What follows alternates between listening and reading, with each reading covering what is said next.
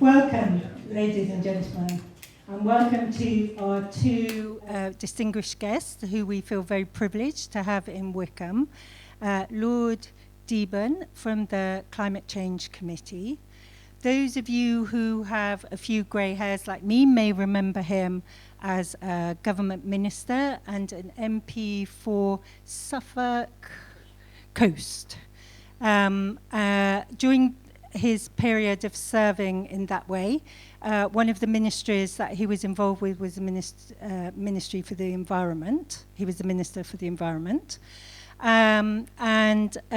He has had a distinguished career which, after serving in government, he was then, I don't know how it happened, but he became the chair of the Climate Change Committee, which, as you all may know, because I think many of you here are interested in the environment, is keeping an eye on the government's progress on net zero targets. I think he's done an absolutely amazing job at that. And we in the climate movement, speaking for me anyway, feel very grateful for the job he did there. The other guest we have here is Paul Behrens. Now, I did have his book here, which I've started reading, and is amazing because it looks at the Earth as a system. So it's a kind of systems theory. But if you don't know what systems theory is, you'll still be able to read this and completely understand it. And it does a little bit like a Christiana Figueres book did a few years ago, which it has a positive scenario where we take climate measures and one where we continue as we are. Now, just a word about the evening. I'm going to vacate the stage in a moment, and Paul and Lord Deben are going to have a bit of what one of my friends called a fireside chat about climate. But just to set the tenor for the evening, although we're in a pre-election moment, this is not a political meeting. It is a non-partisan meeting, and Lord Deben is here as the chair, an independent chair of the Climate Committee. It seems it's probably impossible for us not to venture into, some political aspects. But I will be taking the questions later, and if anybody starts speechifying or putting partisan views, I'm afraid that I'm going to come down like a ton of bricks. So sorry.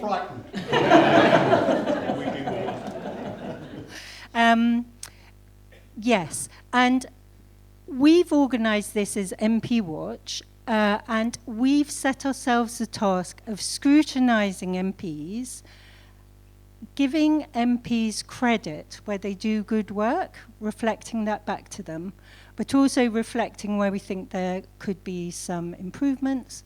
And if we feel people are doing a very bad job, as we have with some of the net zero scrutiny group, then we make that clear as well. But we're non-partisan.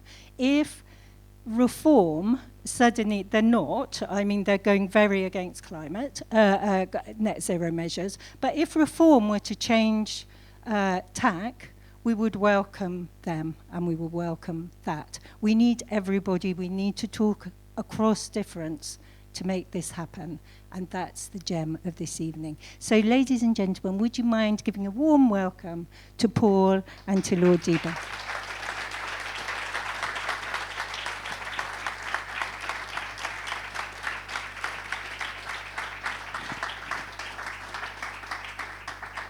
Well, thank you very much for the wonderful introductions, Jessica, and so great that you made it out on such a wet 5 months or so. I think what we're going to do is I'm going to ask a few questions of Lord Deben. We're going to look at some of the climate impacts that we've seen. We're going to talk a little bit about the cost of net zero and addressing some of the damages that we're experiencing and will continue to experience. and then open it up to you guys to ask questions that you might have.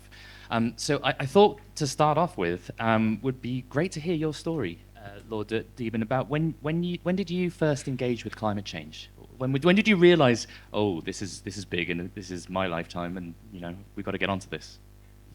Well, I was the Minister of State in the Department of Agriculture, and I'd been reading the science, and it seemed to me quite clear that the science indicated that this was really serious. Now, we're thinking back to the 1980s, so it's a long time ago. And I always remember every 10 years they come in and discuss the sea defences.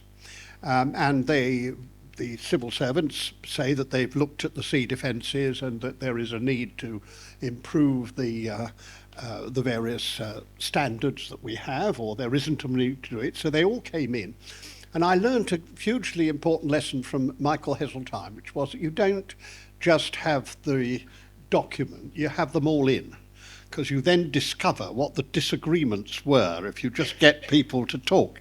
So they all came in, and a very smooth person who is actually introducing it all, and he said, very senior civil servant, and he said, well, Minister, I'm very pleased to say that we've looked at all this, and there is no need to do anything further than we do at the moment. The standards are perfectly valid. So I looked at all these people, and I said, well, now, did everybody agree with this?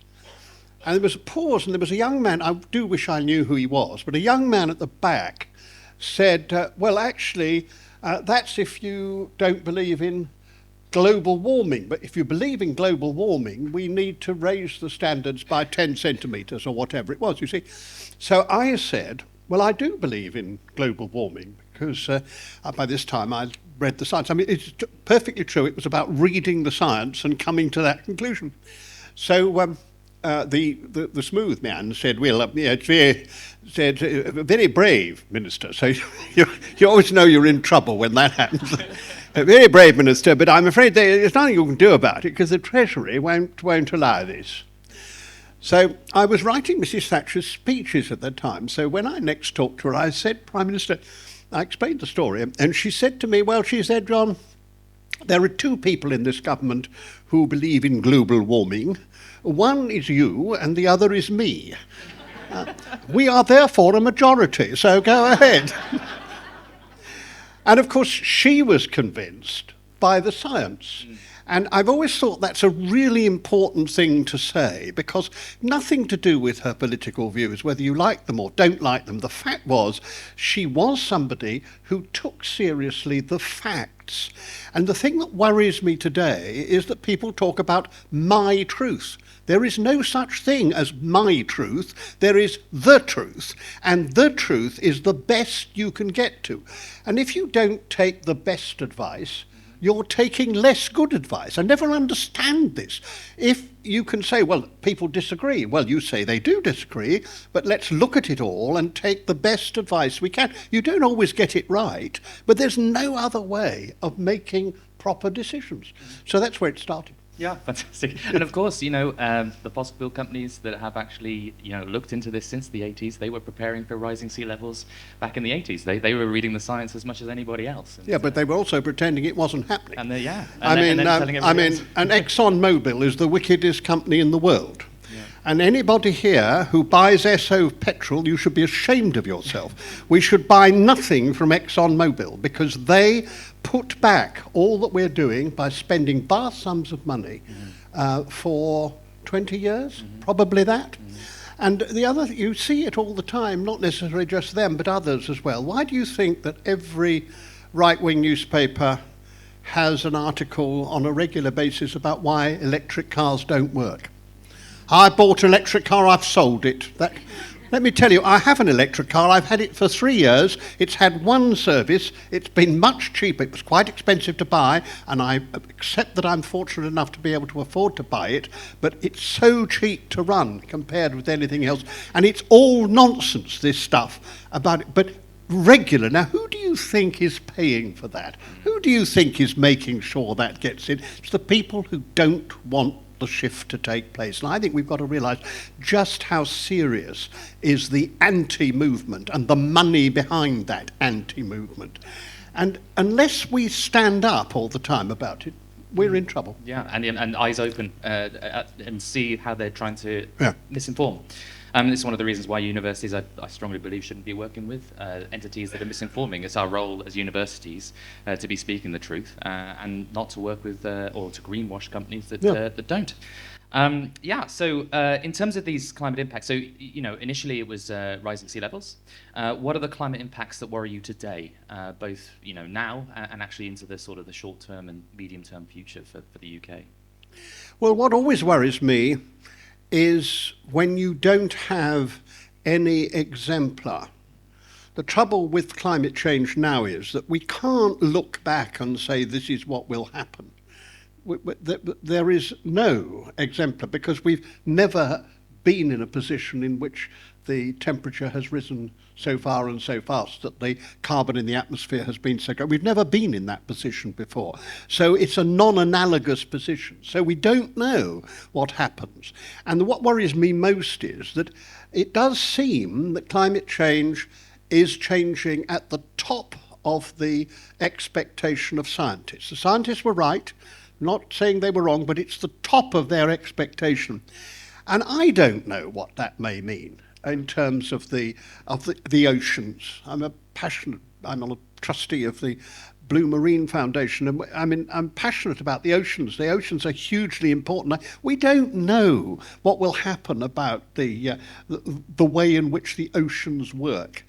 We don't know about any of those things. And I sometimes say to people, we spent more money in history on astronomy than any other science. And yet, we have never found another world which is capable of having life as we know it. I mean, we found a bit of lichen here and there, but I'm thinking about life as we know it. Now, all I'm saying is we might find one, but it does suggest that the particular mix which we have on this earth is not easy.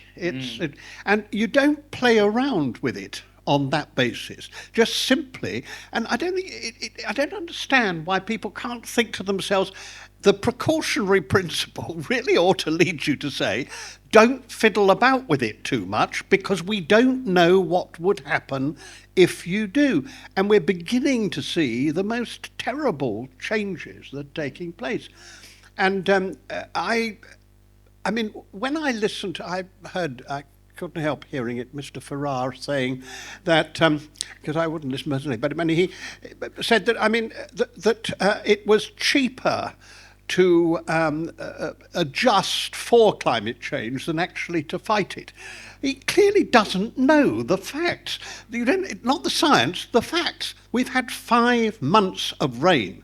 I've got farmers living round me who neither had a harvest last year, nor can they actually plant for the next harvest. That's what's happening. It's never happened before.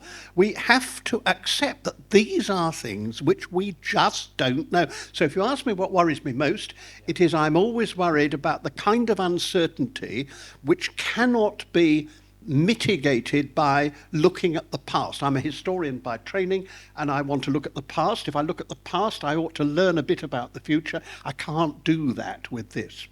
Yeah, I mean, absolutely. It's the unknown unknowns about climate change. I think, one thing to sort of keep an eye on is the food system, as Lord Deben was talking about, and the chance of lots of areas really struggling with crop yields. Really goes up at 1.5 and 2 degrees. I mean, just to share one statistic with you, some work finds that maize or corn yields could drop at least 10%. We call that a multi-breadbasket failure. So that's in multiple regions across the planet. And back in the Holocene, back last century, we would expect one of those once every 16 years. At 1.5 degrees, that goes up to once every 3 years. And at 2 degrees, once every 2 years. So the big jump, so I'm a food systems scientist, a climate scientist, the big jump is from last century up to where we're going in the next sort of 10 to 20 years. Now that's the most sensitive crop, and there are things we can do about it, which is really important. We'll move on to that next. But that's the stuff that's really concerning. When you think about food price inflation, climate already drove around sort of 5% of the maximum food price inflation that we saw in 2022. So these are important impacts on people today. And so There are also impacts which affect the poorest most. Yeah. And the other thing that really worries me altogether is that it is the selfishness of those who refuse to accept that if you look round the world, climate change is damaging people who are already damaged, already poor, already finding it difficult to put together. And in this country, it's true that the people who are hit most by the cost of living crisis, which takes place and will go on, particularly on food, which will go on increasing, simply are the people who are least able to defend it. And those of us who are lucky enough to be a bit more able to defend ourselves, the last thing we should be doing is saying, oh, it's all right for us, we can sort it out, which is, I think, the reform policy of Reform UK. I don't consider them part of politics. I've actually put that very clearly. But the point is very simply that it is so deeply offensive to say all we need to do because we're rich is to protect ourselves from the effect. It's offensive. It's totally nonsense too, because we can't. But in any case, it means you don't care about other people and you don't recognise what you're doing to other people. I find that just morally unacceptable. Yeah, and short-sighted because it's coming for everyone. It's coming for those people too. It's just a little bit later down the road, Yes, and also it creates geopolitical disturbance, to put it in its sort of snooty way. But what you mean is very unhappy people revolting and doing. I mean, I remember there was a remarkable minister in the House of Lords and answered a question about this. I mean, this is when I thought we'd begun to make a breakthrough, about 5 years ago, to ask a question about a Muslim village which had invaded a Christian village in Nigeria. And there was a good deal of discussion about how this happened and all the rest of it. And then she said, but the thing you have to recognise is that the Muslim village had no water and the Christian village had water. And if your children are thirsty, you use any excuse to get the water from them. And I mean, I was proud of her because this was obviously an addition she put to what the civil servants are giving, because she wanted to say to people, all sorts of excuses, but in the end, if you threaten people's children with famine or thirst, then they will do anything to protect them. And when you look around the world today, there's a huge amount of disturbance, anger, fighting, which is resulting from exactly this. If you're desperate, then you do all kinds of things. So the idea that it isn't going to affect us seems to me to be mad, because all our supply chains, put it in a very boring, vulgar way, all our supply chains are interrupted by this. In my business, we advise people on sustainability, how they should do these things.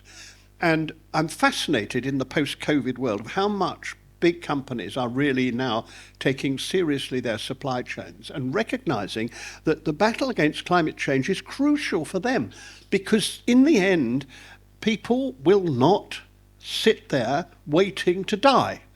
And this will mean that all those supply chains, the things that you need from all parts of the world, that will be less and less sure. And we come back to that uncertainty bit, the desperate uncertainty that climate change actually causes. Yeah. Absolutely. So let's talk a little bit about what we can do about this, and let's talk a little bit about sort of the plans for the UK. Could you sort of explain a little bit about what the climate agreement is, and what the Climate Change Committee has to do with the Paris Agreement? Well, we have to. Something that the introduction that you gave was a very important thing. I keep on reminding people that you should say thank you when people get it right, because it's only by doing that you can get them to do more. I do think we have to recognise that Britain was the first country to produce a statutorily required climate change programme. And it was a cross-party thing. It was actually written by the Conservative Party in opposition, who got the Liberal Democrats and the nationalist parties, even the Ulster nationalists, which are not easy to get on board for anything, I have to tell you, got them all together, and then said to the then Labour government, we don't want this to be a party political thing. We want you as a government to introduce it, because it must be. And we've got 100 Labour members of Parliament who are going to vote with it anyway, but we don't want it to be a victory like that. We want you to do it.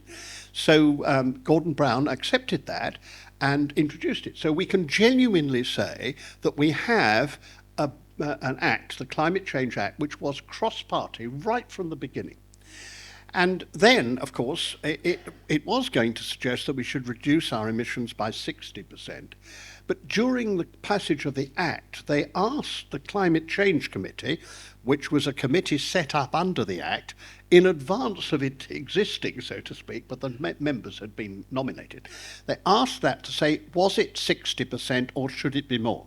And the Climate Change Committee's first job was to tell Parliament it had to be 80%, and that's how we started with 80%.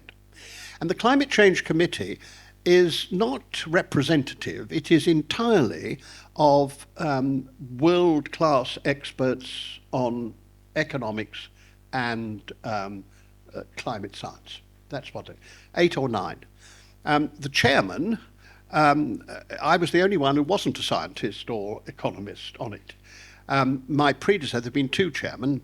My predecessor was an economist, and he did the most important thing, because he made sure that the Climate Change Committee created a real reputation for always getting the science right and never trying to push an opinion.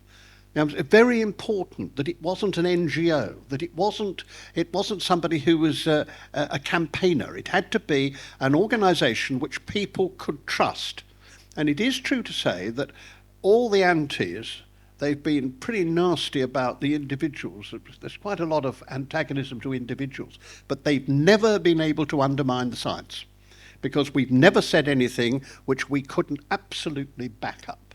So that's happened. So you're allowed to be chairman for 2 sessions of 5 years, and I did that, and then I got extended because they'd forgotten to find somebody else. And so I think probably illegally, so I did nearly 11 years as chairman of this. And our job is first of all to set the budgets. And it's a very clever system, because you set the budgets well in advance, and if it's well in advance, then most members of Parliament are prepared to look at it objectively. The trouble with immediate things, if you said, well, we're going to do this year, is that member of Parliament for some place says, well, Mrs. Miggins is going to be in trouble there. I can't read, But if you start them 10 years ahead, you can usually get a pretty good cross-section. So we've now had 6 carbon budgets, 5-year budgets, 6 carbon budgets. Every one of them has been passed by Parliament, either by a huge majority or not even with a vote, because people have supported it. We passed the Climate Change Act with only 8 against it. And they're still around, some of them. But basically, this means that then the budget becomes legally required. So the government has got to see that it delivers the budget. Now, we've had 3 budgets so far that we've completed, and we have delivered on each of those. But of course we've been, I don't know whether the word lucky is the word I should be using, but one had COVID, so of course that made a difference to what the one before had the financial crash. So there were ulterior reasons why we were successful, which is why I have to say, although I'm very critical about the present government, I was very pleased that the present government didn't do what it could do, which was to take the performance from the 3rd carbon budget and apply it to the 4th. They said, no, that's that budget. Next budget has to be done. So I'm proud of them to do that, because that's really quite tough, because they could have made the 4th budget much easier if they did that. So we're now actually one of the reasons why I really not only by law had to leave, but we're now having to do the 7th carbon budget. So whoever takes over as chairman, and there's been quite a difficulty appointing the chairman, not because of the government as a matter of fact, but because in order to make sure the chairman is entirely politically independent, he or she is not appointed by the Prime Minister. It's appointed by the Minister responsible for climate change in the United Kingdom government, the First Minister of Wales, the First Minister of Scotland, the First Minister of the North of Ireland. So when I was appointed by a Liberal Democrat in the coalition, by the Scottish Nationalist First Minister of Scotland, by a Welsh Socialist, and by a Protestant Unionist in the North of Ireland.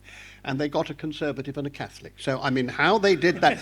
But it does mean that one was able to be absolutely independent, and they knew you were independent, because you don't just advise the government, because it's a parliamentary committee, not of parliamentarians, but it's a committee set up by Parliament. So you're advising Parliament as a whole. So you're advising the Labour Party and the Scotland. We have a special contract with Scotland, different contract with Wales, different contract with the North of Ireland, and so you're constantly advising them. And so I'm friends with and have to show myself independent with the leaders of all those parties and the people who are concerned with it, and that's why during this election, such like, I'm very clear that I'm entirely independent on this, and I do things like this, and I will go and speak for candidates who entirely accept what we're trying to do and encouraging them. But on this issue, there is no question of party politics, because we've got to win this. And it's very important to keep that cross-party consensus, even when parties don't look as if they're doing what they ought to be doing. The consensus is crucial, because we must never get into the United States position or the Australian position. I mean, Dutton in Australia, the leader of the National Liberal group, has just been putting forward the most ludicrous proposals in order to undermine the Labour government in Australia and go back to the way in which Australia was right out on a limb. You know, we really must look after our consensus and point out to those who would destroy it, either on one end of the list or on the other end, I don't mind which, point out that you mustn't lose the consensus. The trouble with consensus is that it sometimes, or very often, becomes complacency. So at the same time, you actually got to run proper campaigns and pushing people and pointing out when they get it wrong, and you have to do that. So it's quite difficult. You have to have the consensus going, but at the same time, all the time be pushing. And the reason, I've been in politics for I'm ex-politician now, but in the days I've been in politics for a very long time. The trouble is, it's much easier to be green in opposition. That's the fact. When you get into government, you have all these pressures on you. And just the example which might be useful is the Labour Party. So the Labour Party absolutely rightly attacked the government for extending the exploitation of gas and oil in the North Sea. I mean, the Labour Party is absolutely right on that. The Climate Change Committee had made it absolutely clear that the government was entirely wrong on it. But who were the first two sets of people who attacked them? It was the GMB and Unite Unions, the two biggest bankrollers of the Labour Party. So you can see right from the beginning how hard it is, because these were people who were looking at their present jobs and not thinking about jobs in 2 years, 3 years, 4 years' time. And the Labour Party was trying to push them forward in this way, to realise that we shouldn't be doing this in the North Sea. We should be increasing our offshore wind and our onshore wind and our photovoltaics, and we should be doing that because that brings the price of energy down, but it also means that you fight the battle properly. And I just think we've all got to realise, whatever your feelings about politics is, whoever's the next government is going to be faced with exactly the same pressures and problems, and we have to press all the time to give them the confidence and the courage which they need. Yeah. And it's interesting you said consensus, political consensus, because there's a scientific consensus too, of course. And this scientific consensus at the moment is that we've had this systemic underestimation of the impacts. Just to be clear, you know, the estimations of the actual temperatures have been really accurate. Yes. Like really, really accurate. What's been underestimated is how that then translates to all the things around us. You know, how all these different systems, you know, all the sort of the water system, droughts, floods. So, you know, we've got this target to reduce 68% by 2030 and net zero by 2050. Is there a case for going faster? Obviously, the Climate Change Committee, that's in law, you know, for a specific target. Should we be going faster? Well, this is, I think, the most difficult question of all, because Climate Change Committee is bound to look at everything and say, is this possible? And I'm really quite keen on making sure that I can honestly say that what we are proposing is possible. And I will give you an example from the north of Ireland. They've got a curious thing in Stormont, which is that if you get your bill into Stormont first, then it has to be debated first. And the DUP government failed to get its bill in first, and so the Greens and Sinn Féin got their bill in first. And they proposed that Northern Ireland would in fact get to net zero by 2040. Now, we knew that Northern Ireland can't do that. It is just impossible. And the reason is that, of course, its whole economy is based upon cows. I mean, that's basically what. And the changes that you need to do and that you can do does mean that actually it'll be the slowest of all the parts of the United Kingdom. And we believe that they could do about 96% of net zero, and the rest of us is going to have to make up for that. So I found myself in this terribly embarrassing position of defending the DUP against the Greens. But I had to do it because I do believe that if you say to people, we've got to do this, and they know you can't, then we won't win. So the reason for net zero in 2050 is that we know we can do that. If we can do it quicker, and I'm all for doing it quicker, then we ought to do it quicker. We ought to do it as quickly as possible. But the only way you can defend net zero is that you can say absolutely that we can do that it will be absolutely economically possible. It costs less than 1% of the gross national product. Perfectly possible to do. The problem is, first of all, you've got to get things in order. In other words, there's no point in having electric cars unless you've actually turned your electricity system into being entirely from non-fossil fuels. I mean, you've got to do that. You've got to get that right. And then there's the whole business about getting the grid right and all those things. There's a certain amount of... You have to recognise that in physical terms, it takes longer. Now, of course, you must try to press people, and you mustn't let people use that as an excuse of not doing it. But it is only fair to people that we can genuinely say that we can reach net zero by 2050 if we bloody well get on with it. That is the point. So we can do it. And the reason why we're so concerned about urgency is the longer you put it off, the less likely you are to do that, the more expensive it becomes, and the worse the world becomes on the way. So I wish we could do it quicker. I happen to think we can't. But in any case, what we have to tell people, what is absolutely true, is that we can do it, we can afford it, and we can do it in a way which is a just transition. Because the other thing we do have to recognise is that although it's not expensive to do it, the cost falls unequally on people. Some people... people lose jobs as well as you create a lot of jobs. That's all very well if you're the one who loses the job. So there are things like that. But there's also the fact that, as we've said, climate change affects the poor most. But also change affects the poor most, because they are less able to be resilient, less able to make those choices. How do people make these decisions? Most people want to do the right thing. How do you get the information? I mean, was chairman of the Climate Change Committee, and I put in a heat pump. I can't tell you how difficult it was to put the heat pump in, to find the right people, to make sure it worked, to make sure that it wasn't what does Mrs. Miggins do? I mean, if I find it difficult, what about her? So I think all those things are the reasons why you have to accept that if we can do it by 2050, which I believe we can, if we do it by 2050, I'd love to do it 5 years earlier.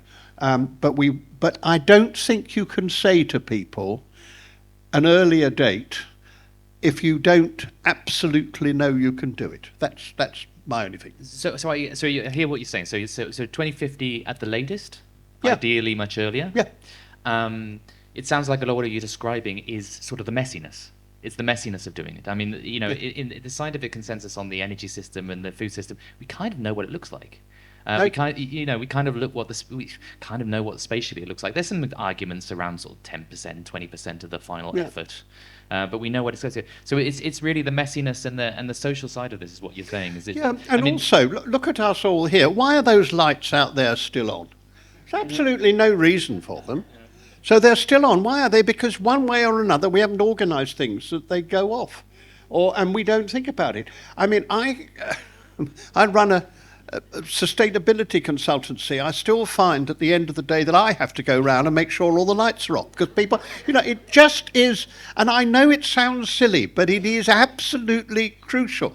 And I think it's not just the messiness, but it's the messiness of human beings. We're all bad at. I'm sure if each person here thought about how they behave, they know perfectly well that there are some things that they ought to do better. And we all know that. And being honest is really quite an important part of this. And it's the messiness of being human, too, I think we have to face. Well, on the messiness, and how do people make decisions in very messy lives, how can people check what their candidate's position is on climate change? What's the best way to engage if you're concerned? Well, I hope that from the week of the 17th, from 17th of this month, you'll be able to look up Climate Election 2024, which will have all the candidates on it. So you will be able to put your postcode in, and it will show you candidates, and it will tell you what the candidates think about climate change. Now, of course, we organised all this. I'm doing it with Helena Kennedy, the Labour peer, and Liberal Democrat and a Welsh nationalist. We're doing it for England and Wales. We're all members of the House of Lords because we can't therefore stand for elections, so we're independent in that sense. And we're doing the 4 parties which signed up to net zero in 2050, and the 4 parties that have been in power either in the centre or in Wales. So that's what we're doing. Now, of course, we got it all ready for an election in sometime in November. So it's been very difficult. So we haven't got all the candidates up. We've got all the candidates up. But if you look it up and you find that there's a candidate you know about, then for goodness sake, get in touch with us. We've said that on thing. But it's called Climate Election 2024. And you'll see that some candidates of all political parties. I mean, there's a candidate for the Labour Party in the Northwest who is a climate change denier. So when you look him up, you can see it. Now, we're not advising people how to vote. What we're saying is, when you come to vote, this is the most important thing to take into account. So you may be thinking of voting Labour in that constituency or Conservative in let's say, take a random example, in Mr. Rees-Mogg's constituency. But the fact is, the fact is, what I want you to do is to think seriously about the issue of climate change and actually to go at those candidates. And it's very interesting. We've been, surprising how all sorts of people react in all kinds of ways. I got a bit fed up with, if I may say so, several Liberal Democrat candidates saying that they couldn't tell me what their views were because the manifesto hadn't been produced. I thought, I can't bear this. I mean, really, if you can't tell me. Anyway, and so I think I've been rude about all three parties at the moment. So far, I haven't got anything rude to say about Plaid Cymru, but no doubt if I can find one. But the point I'm really trying to say is that it's not perfect, but it's the beginning, and it's worth looking at. There's no point in looking at some of the websites because there's a one that is supposed to analyse everybody's votes in Parliament. Well, of course, if you're a minister in Parliament, you can't vote against what the government is proposing because otherwise, I mean, the responsibility, is it? So it may be something that you do agree with or don't agree with, but it is not something you can do. So it don't tell you anything about them. So I want to look at those ministers and see what they personally think, and I can think of some of them who are really good, and I think of others that I prefer not to talk about. So so I hope you will get that and you will use it, and I hope you will use it, and I hope you will also, if you know something, if you've been to a hustings or you know something about what a candidate and it's what they say that's good as well as what's bad, because what I want to do is this is the beginning of a campaign. So when the election is over, we will by that time, I hope, have a very high proportion of the elected members with a commitment who have said that this is what they stand. And then we can press them. Okay, so an incoming government has difficulties, and I want to be able to press their backbenchers. Say, well, it's all right, you may find it difficult, but this is what you said. And this is what your constituents were told. And I want to, and that's what we're going to do. The four of us are going to really press this in as tough a way as we can. So that's what I think is worth doing. Yeah, fantastic, ambition. Jessica, I think we're going to move on to some questions now. Is that... Before I open it to the floor, I wanted to ask you, Paul, if you had a view on what can we afford net zero? Yeah, well, the short answer is yes, very much so. And I think we'll actually look back and think, why didn't we do it earlier? To that point of 2050. I think if we get there by 2050, hopefully much earlier, we'll think, well, why didn't we do it faster? And the cost of not doing it is much greater than the cost of doing it. That's the other thing. Nobody ever compares that. The costs of not doing it are hugely greater than the cost of doing it. And even today, the harms that our current system is putting on us. I mean, you're talking about 1.4 billion pounds a year to the NHS for the poor housing stock that we have. And that all needs to be renovated and all needs to be insulated. We're talking about 0.5 to 0.6% of GDP each year for air pollution costs. I mean, all of these costs, they add up over and over and over again. When you hear these costs of, how much the transition will be, and some estimates suggest that actually, we'll make money from the transition, some estimates that suggest that it'll be a small cost. None of those costs take into account all these additional costs to everything around us, to our water, to our air, to our families, to our health, to our buildings. So, just to give some examples there, we're talking like some studies suggest that we'd save about $12 trillion worldwide by a faster transition than a slower transition. And that's equally true for the UK in proportion to the rest of the world. That's not counting in this messiness that we've been discussing. Messiness is also costly, but that's what the science is suggesting. And one of the sort of, I think, interesting things to bear in mind is we've had this systemic underestimation of how hard and fast climate can hit, but we've also had this overestimation of how much it will cost. And one interesting study that came out the other day looked at loads of different modelling for the costs of all the technologies that we need for net zero. And they looked at all the different types of modelling approaches and all the different types of papers out there. And they found that almost all of them underestimated how cheap it would be in the future and today. So they went back through the past and looked at it and said, wow, we totally underestimated how good this would be and how cheap this would be for us. And that will continue on into the future, I think, as a dynamic. We'll continue to be surprised at how cheap it is. And we unfortunately continue to be surprised by these horrible unknowns about climate change. And that's not taking away what Lord Deben was already talking about in terms of where do the costs fall. But the aggregate costs overall will just continue to fall.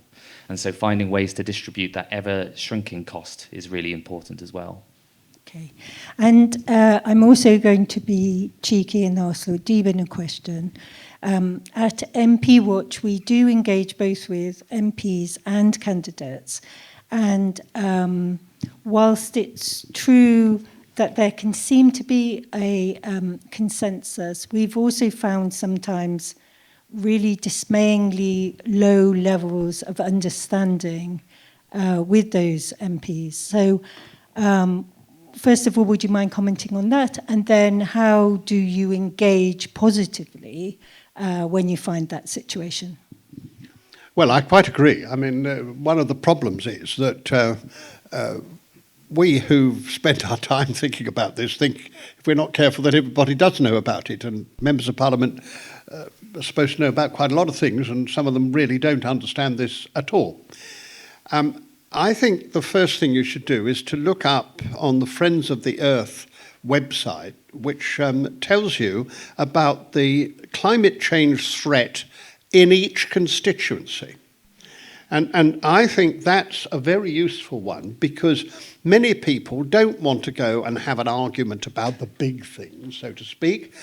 They are rather frightened that the Member of Parliament might know so much about it that they're then you'll probably find that's not true, but that's what... So I believe you should take that. And if you look that up, then you should insist upon talking to each of the candidates and say...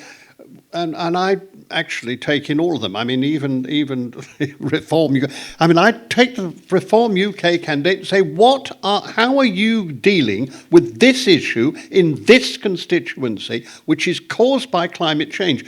And I think that's an extremely good way to start. Most people can talk about the locality.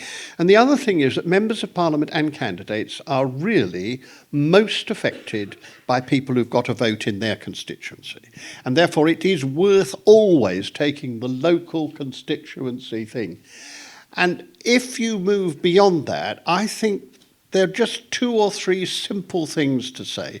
The first is, we've now had the hottest summer we've ever had, and we've also had the wettest period we've ever had. The cost of that is enormous. What are you doing about fighting those two? Because that's a very ordinary thing to say. We've all experienced that. People died because of the heat. Our houses are not satisfactorily prepared for ventilation. This school will not be good for hot weather. We don't think about it in that sense. And the rain, as I've said, has made a difference. I mean, farmers are crying, literally, because they are looking at their land which is still underwater. And it's really a terrifying thing for people. So I think that just saying my experience is that it's been very wet, much longer than before, and it's been very hot, and I put it this way, nobody's doing anything about it, and you don't seem to have done it. What have you done about it? And that is the second thing I'd always do, is I think you have to say about, if it's a Member of Parliament, you have to say, what have you done about it? And if it's not a Member of Parliament, you have to say, are you committed to doing something about it? And by something, are you committed to make sure that we meet at least our commitments for 2030 and 2035 and 2050? Now, I hope we'll go faster than that, but at least than that. And you getting commitments of that sort, and then making sure that you write to them and say, you have said this, and then sending it to me so I put it up. Thank you. So it's time for questions from the floor. Now, I did say at the beginning that we will not, that this is a non-partisan meeting and we won't be tolerating speech firing, even though we're in an election period. We have I was going to ask the candidates here. Some candidates have kindly come along. We really appreciate your being here for this event, because we think it is of absolute overwhelming importance, and we're glad to have your eyes and ears here. I was going to ban you from talking, but if you could put a direct question rather than a party political point, then I think that would be a little bit too mean to ban you. The gentleman over there, would you mind using your voice, because we haven't got a roving mic? Thank you.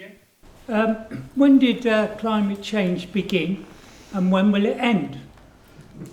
As far as I can see, climate change started when the planet began, and this planet was covered in volcanoes. In fact, there's volcanoes actually brewing even today, producing all kinds of nasty chemicals going into the atmosphere. Also, I think that man has brought it on himself by cutting down the rainforest, as we see on fairly regular intervals, landslides engulfing villages. Okay. Would you mind finishing your question soon, because it's getting a little bit long? I'm sorry to be rude. Okay. I want to know when climate change started and when it's going to end, because I know from my own schooling that our country was covered in glaciers. Most of Northern Europe was. Where have they gone and why? Okay, thank you very much. Great question. Where the deserts come from as well. What happened in the Sahara, in the Gobi Desert? Well, first of all, there is constant climate change. There's no doubt about that.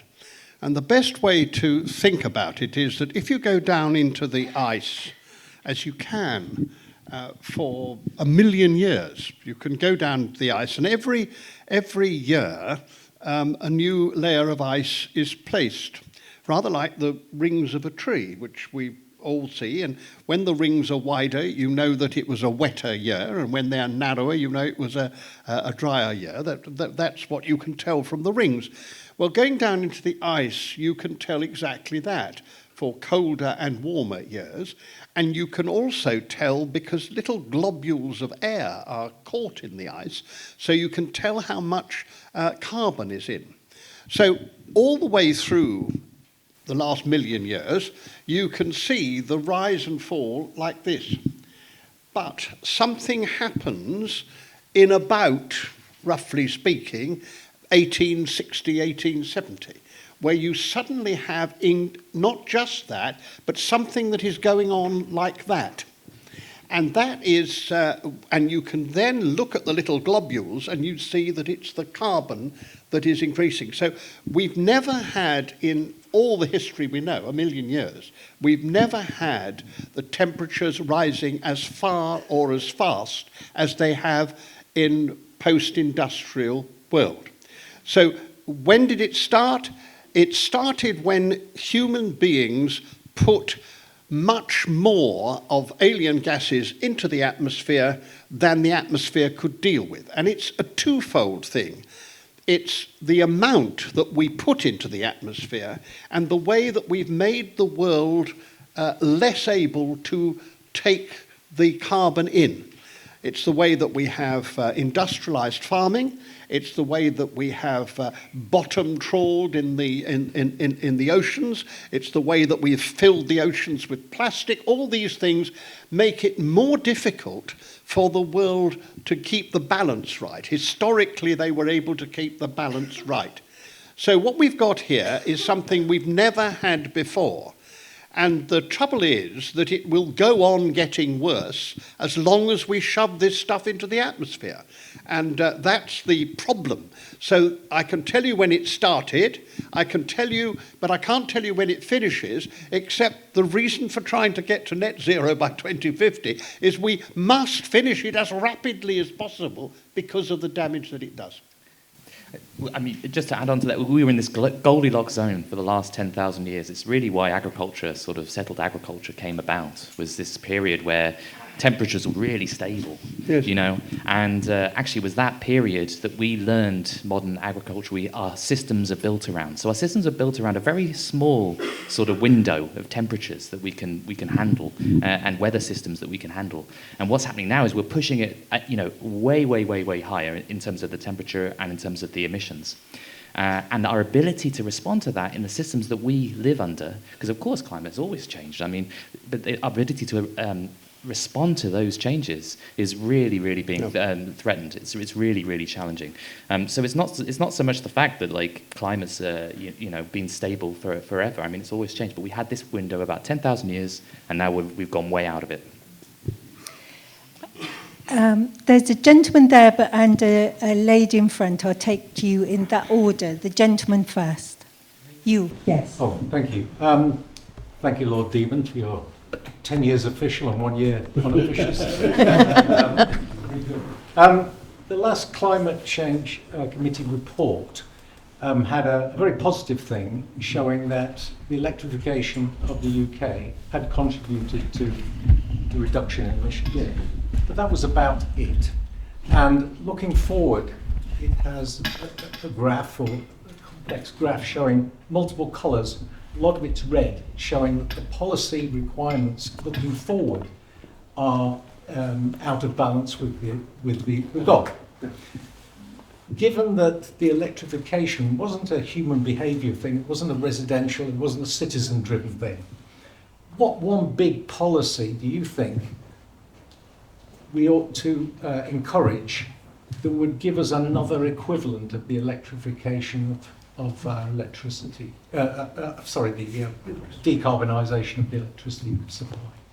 Well, you're absolutely right. The decarbonisation of the electricity system was the crucial thing, but you can do that without anybody noticing, in a sense, because electricity is electricity, and the fact that it now comes from, half of it comes all the time from renewable energy, doesn't make any difference to the people who are using it. So the problem we now have is that what you have to do next really does involve, as you say, citizenship. Now, my own view is that the key issue is to have energy efficiency and replacement in our homes.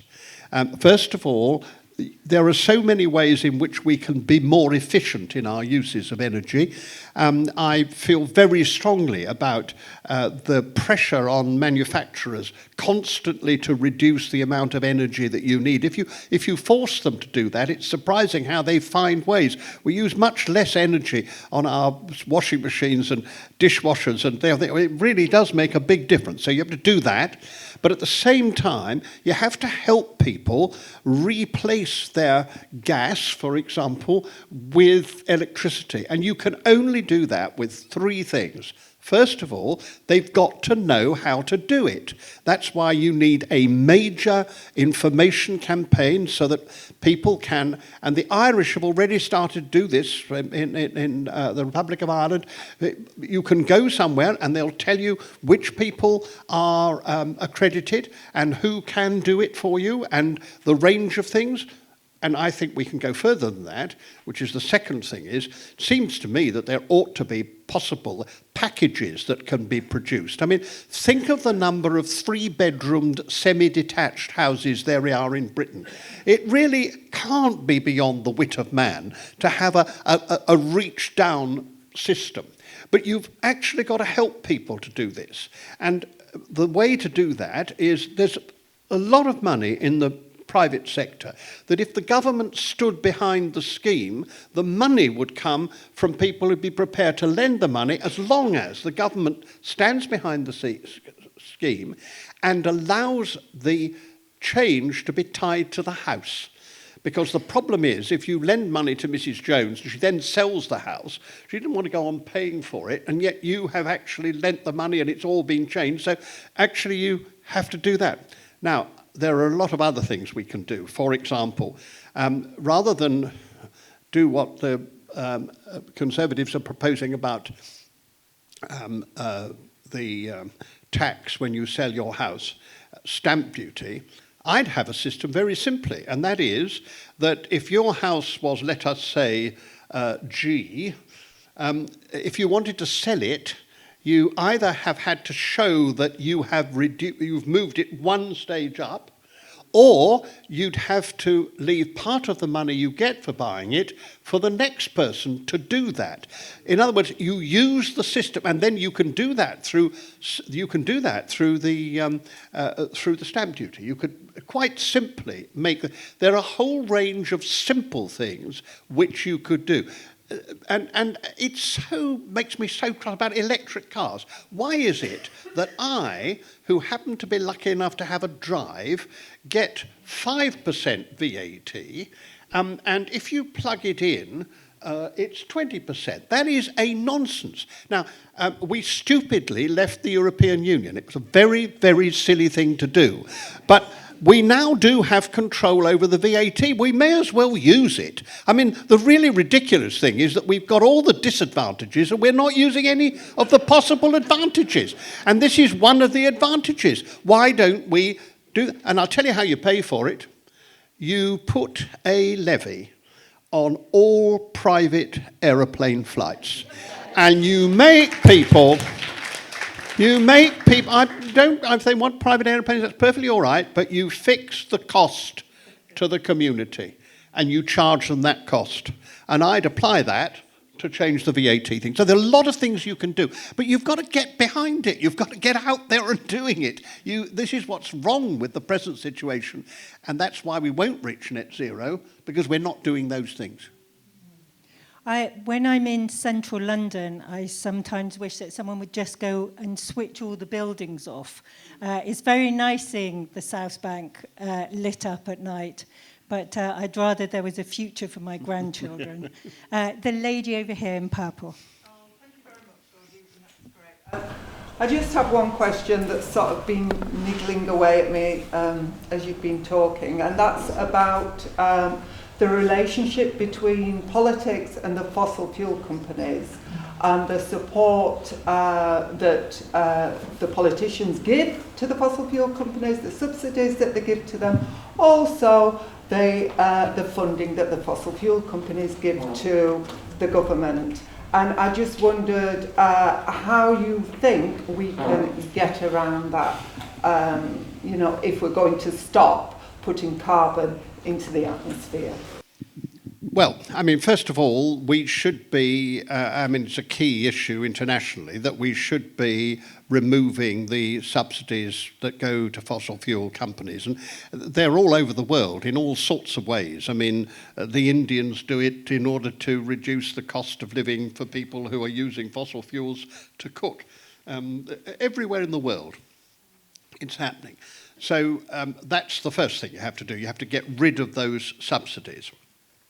The second thing you have to do, it seems to me, is that you do have to be very clear about the planning permission which you provide for fossil fuel companies. See, I want the planning laws to be changed so that it says that planning permission may not be given without due consideration of our net zero demands. But that should be an overriding thing.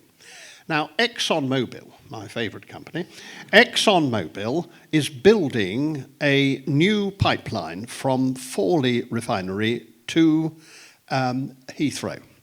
It will carry 147% of the carriage of the present pipeline.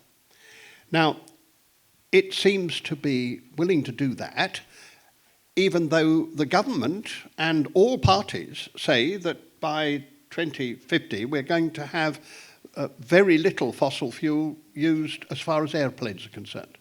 But ExxonMobil, who claim to be in favour of net zero 2050, are building a pipeline which is based upon the principle that we're not going to do that. Now, I think they should have been stopped building the pipeline. And yet what is happening at the moment is that there is a deal with them in Southampton, which is a net zero, which is a contribution, they say, to net zero. I wouldn't have anything to do with them until they stopped doing those things. So my view is that you have to stand up for them. Now, I have a particular reason for ExxonMobil because it's the only company who has ever threatened me physically. And I don't take that very kindly. And then when I complained about it, they said it never happened. Well, I know when it happened, but still, I just think we've got to be very tough about it. But at the same time, we have to recognise that these fossil fuel companies have to move from where they are to where they need to be. So I'm not a believer of getting out of these things. What I'm a believer in is that you support those that are moving, because people's pensions and such like are in these. So you need to make sure that they are moving. So you have to press Shell and BP, who are in general are better than Chevron and ExxonMobil. You have to press them. You only use their products, and the government should be pressing them all the time. But the idea of disinvestment means that they can't make the changes they have to. But you've also got to recognise that actually Shell has moved faster and BP has gone back, and we ought to be pressing that to change.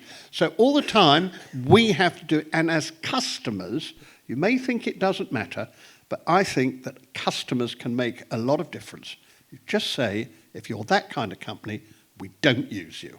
And that's why I want local authorities to do that. I don't think any local authority should allow ExxonMobil to be providing their fossil fuels. They will have some providing of fossil fuels, but they must make a choice. And they say, well, we'll use Total because they're doing it, or whatever is the company. We'll look all the time and constantly make our decisions as we should do, as every company should do. Yeah, can I just add on to that? It's the unacceptability of it. That I think in the research we call it a social license to operate. So we give them the license to operate, and they, operate and they do what they do. That needs to be revoked in these cases. And I think it's putting pressure on the politicians. It's putting pressure through the legal system, which has got there's huge opportunities in the legal system to push this further, to push climate change attribution and put the costs of some of the impacts on these entities that have been lying for a very long time. And I think I'm a little bit. I think some of these companies have to die, Lord Deben. I don't know that they're really committed to transitioning. Shell's walked back on a lot of its Well, I'm only saying that you have to. They're going to have to transition, so you've got to engage with them. But there are some companies, you can start off with the companies that certainly are not doing anything. ExxonMobil, Chevron, a whole range, particularly of American companies, are not doing anything real. Because what they've said is, net zero, we back it for 2050. And then in the brackets underneath, but none of the present staff are going to be there, so nobody's going to keep us to it. And we'll make them money on the way. And they have told lies so long that they go on telling lies. After all, ExxonMobil knew about the effect of their products on climate change right back in the 1970s. They knew. It was their scientists who had discovered it. And yet the chairman publicly said it wasn't happening. And then he knew that it was happening. And that's the thing that we really have to pin on them. Emma Reynolds, I should point out that Emma Reynolds is the candidate for Labour in the constituency. Welcome, Emma. Thank you. Hello. Thanks so much for coming. It's been absolutely fascinating. You talked about a just transition earlier, and we talked about the housing stock, and we've got some of the oldest and draftiest houses in Europe. Yeah. What should the role be of the government in making sure that those on the lowest incomes are also able to green their homes? Because as I understand it, we're all going to have better, more efficient, greener homes. But what about those on the lowest incomes? What does the government have to do to support those? Well, first of all, I think it has to be done by local authorities. I don't see how you can do it unless the local authority that knows the locality can do it. So first of all, I would be in partnership with local authorities on doing it. So that's number one. Number two, we've got... I come back to the information bit. very many of those who are least able are also least able to grasp what can be done. So there's a real necessity for helping people to understand what needs to be done. I took the Climate Change Committee, mainly the Secretariat, round the country in what I called Listening to Britain. I wanted them to listen. We went to about 11 or 12 major centres and listened to people. And one of the things we found was that you could meet people who were actually being retrofitted, who didn't know what the word retrofit meant. And you just have to understand that we've got to be better at explaining it. So and that's the second thing we have to do. Thirdly, we just have to have a policy, a programme. When I was Secretary of State for the Environment, I had the Warm Homes programme, and we did this for 3 million homes. I tell you, it's not as helpful for climate change as other things, because if you're not very well off, and you have a budget and you're cold. If you're then warmer, you still spend the budget on it, so we don't actually get the cut in the amount of use that you might want. But that doesn't matter, because there's a real social reason. So the next thing you have to have is a national system. We've never got it right. People have tried. I can't blame governments for trying. They've tried, but they haven't managed to do it right. In the end, the only way to do it is through local authorities. And actually, the extra money that came with the collapse of the Green Deal, which was put into local authorities, which would, give credit to the government, it did do that. That money has been well spent, and in general, local authorities are very able to do it. Now, some are not, but frankly, you just have to accept there are 400 of them, and there'll be some that get it wrong. It's rather like, Thurrock has gone bust, and so have Croydon, and so is Liberal Democrats. Those three parties, they managed not to run local authorities, but that doesn't mean to say you don't deal with local authorities, because some of them aren't any good.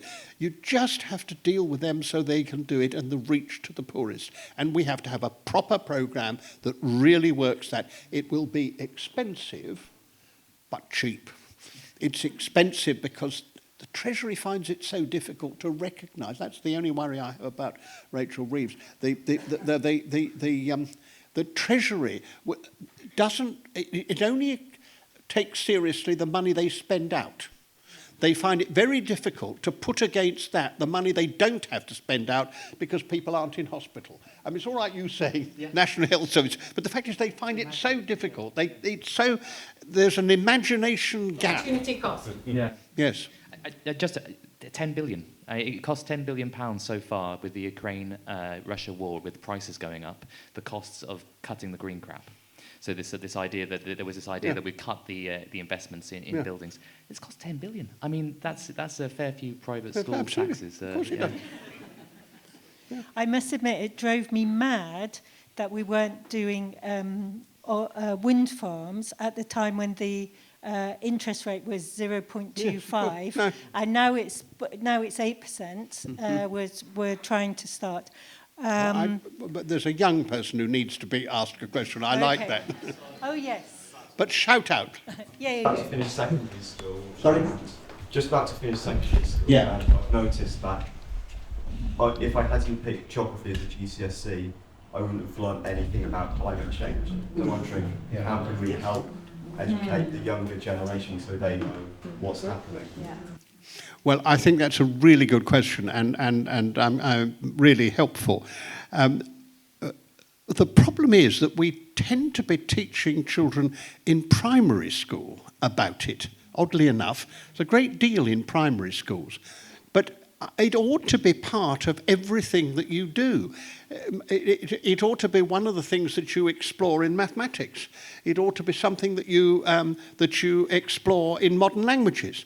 There's a whole range of. There's no reason why this shouldn't be part of what you're teaching. You don't need to have a special climate change part of a special subject, but you just need to teach all the other things with climate change in mind. Because we've all got to look at the world through the lens of climate change. That is the central issue. Everything we think about and do, we should be looking through the lens of climate change. And only by doing that will we get the changes that we mean. So that's what I think we do. But thank you, and I'm glad you did. So you did, what was it, physical geography or human geography? Mix of both. Mixed to both, I see. And what are you going to do with it now? Excellent. Very good. Well done. Do you want to choose or Deben? Well, don't want to get too political. You wandered into the idea that you could hold MPs accountable by asking them their personal views. But how much value is there in that if they all then just vote the way they're told to? Well, the point is, parties in government or opposition have to produce programmes which are supported in general by their supporters in the House of Commons. That's what they have to do. Now, the trouble with this issue is that the loud-mouthed ones constantly get heard, and if you're not careful, parties think, oh, well, we'll and I'm afraid it will happen with any government, well, we better best tack a bit on that, we just better move a bit on that. But if the members of that party have been pinned to the wall beforehand, you can press them to insist that their party doesn't move off that. So you have all the time, and this is the thing I always have with Just Stop Oil. I'm instinctively, one understands it and wants to support it and the rest of it, but in the end, the people who are going to vote for the policies you need are members of Parliament. So you've got to use the democratic system to deliver that. I had if I may dare say this, I had a row on a public platform like this, but it wasn't with you. It was with one of the two Green people in the House of Lords. And she said, well, of course, I don't think it matters very much what individuals do, and we really can't change things. We need system change if we're going to deal with climate change. And I said to her, if we wait for system change, we're never going to get there. I mean, I'm not arguing with you whether we need system change or not. All I do need is that we've got to use the system we've got in order to change quickly enough. We've actually got to do that. Also, I did say it does matter what individuals do, because nobody listens to you if you don't do it yourself. That is absolutely crucial. And we all have to recognise that. It's a good old-fashioned thing. Do as I do and not do as I tell you to is really important. How do you think system change comes about? It's through individuals working together. Well, It's exactly, like absolutely. And every single thing you do matters. Yeah. I just want to jump in very quickly. MP Watch is doing what Lord Deben described there, and what we're doing is holding up a mirror to all of our MPs for the constituencies that we cover, which are 50 now, because I think quite often MPs don't, what they do in Parliament isn't understood back in the constituency. So if you're a channel of information and say, why did you vote for the offshore petroleum bill?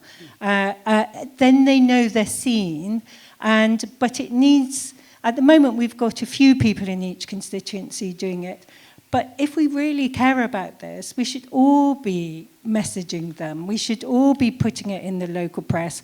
They should never hear the end of it. This is the pressing issue of our times, and part of it, we're going to have to do a lot of work as well. Then, yes, the system isn't perfect. The whip does push against it. But if all of the MPs are saying to their parties, I am getting hell back in my constituency, yes, it will get through to the parties. But I'm not going to do the judgment of Solomon. I'm going to let you choose. Can I just say one thing? I do something at all meetings, and you'll hate me for it, but I always do it.